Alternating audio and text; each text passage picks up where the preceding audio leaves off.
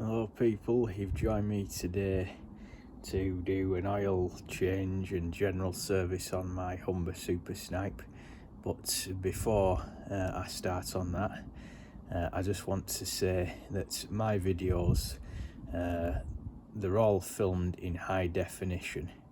This one is in 4K in all the glory of it.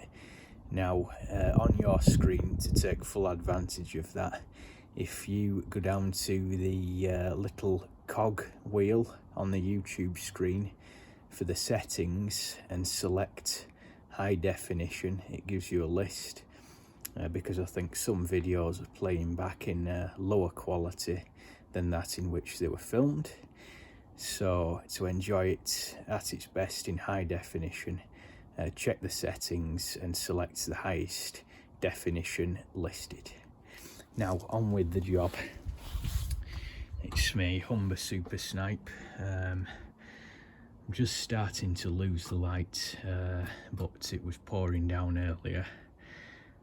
This is a job that is long overdue, way past the service schedule for these cars, which is listed on these early ones on the handy plate there, which tells you everything. I mean, it's a real fantastic car, really nice to work on. They put everything on this plate, tyre pressures, etc. And it says engine change oil every 2,000 miles. Well, that's a bit overkill really. What I have been doing is I've been doing it every 3,000 miles and then changing the filter at 6 along with fresh oil.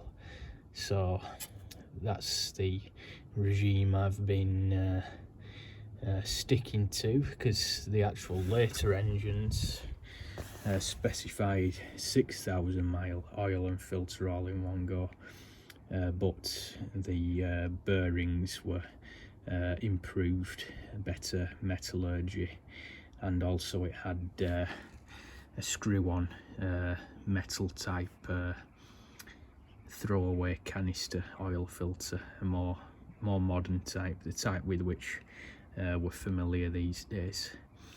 This, as you can see, and if you might have noticed that for oil filter there, oil filter, see instruction book. I'll be consulting that in a minute. Nice old stock AC oil filter, AC 70, which is the one for this car, so that's a good old stock job. And there it is, new sealing ring and all, and it's even got an original sticker in there, which is nice. So I'll be using that. Bit of surface rust from storage, but that'll brush off and it won't matter when it's submerged in oil anyway. So that's what I'll be using, because I think modern oil filters are very hard to come by, you know, the equivalent to an AC 70, and they're very expensive, whereas these I just pick them up at Orso Jumbles when I find them. So there is the oil filter housing, and as you can see, I've had to remove the battery and tray to access it, so that's all over here. My classic battery there, that's a Lincoln battery, hard rubber, because I'm quite the perfectionist. And my classic battery label, I stuck that on the front because, well, why not? Nice period piece there. I will be fitting another one of these, if not this one actually, in the Morris Traveller once I've done the engine bay on that. There's the battery tray, so all that has to come out to access the filter. Later cars, they dispensed with this oil bath air cleaner and fitted a paper element type directly on top of the carburetor, which then allowed Humber to move the battery from this side over to here, which gave a lot better access to the oil filter. And that was on these very late series 2s. Mine's a very early series 2, and then it's on, you know, to the later cars. Series 3 definitely had the battery there and the air filter atop the carburetor. The good thing, however, about these oil bath air cleaners is that, again, I don't have to go hunting and worrying about sourcing a replacement element, which are now very hard to find. Instead, I can just take this out, wash it all in petrol and re-oil it and stick it back in again. So it's a lot better in that respect.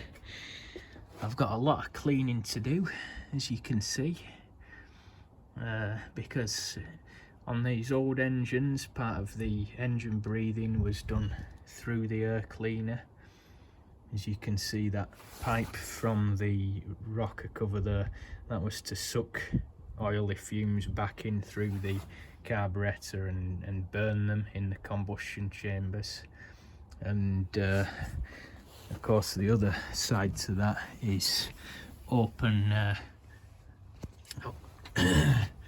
open crankcase breathing here. It's the crankcase breather, which also has a filter inside, mesh filter. It's the brake servo, power brakes from the factory, standard equipment on these cars. So anyway, back to this oil change. I said, and the plaque there says to consult the instruction book, so that is now exactly what I am going to do. Very nice handbook there. Super Snipe Series 2, issue 1959. There it is.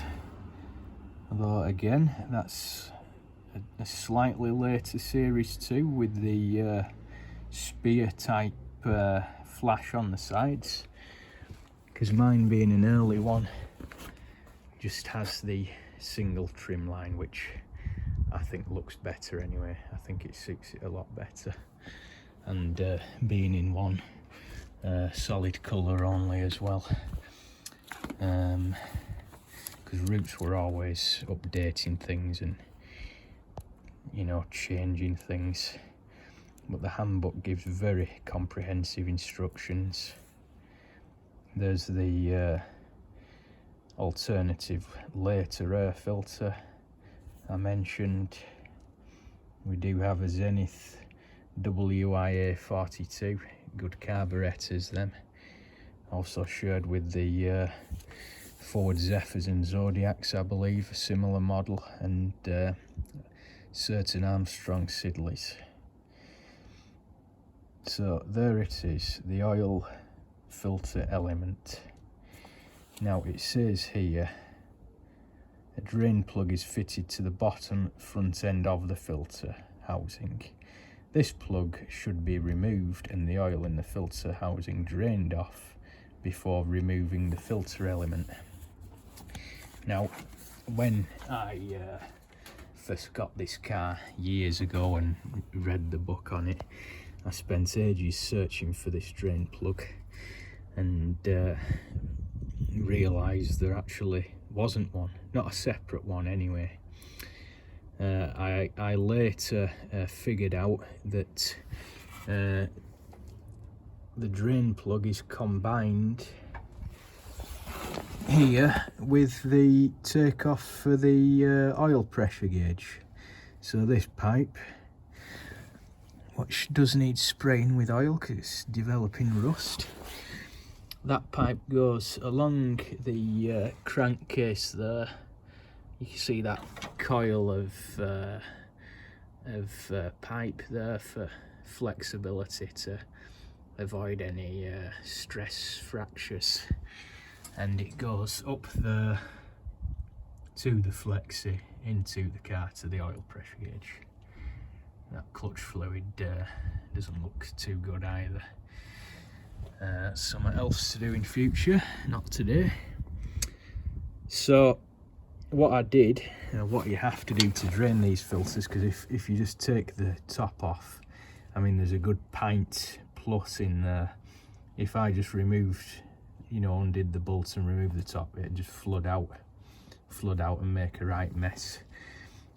So what you have to do on these cars is undo this union there, remove the oil line, and then undo that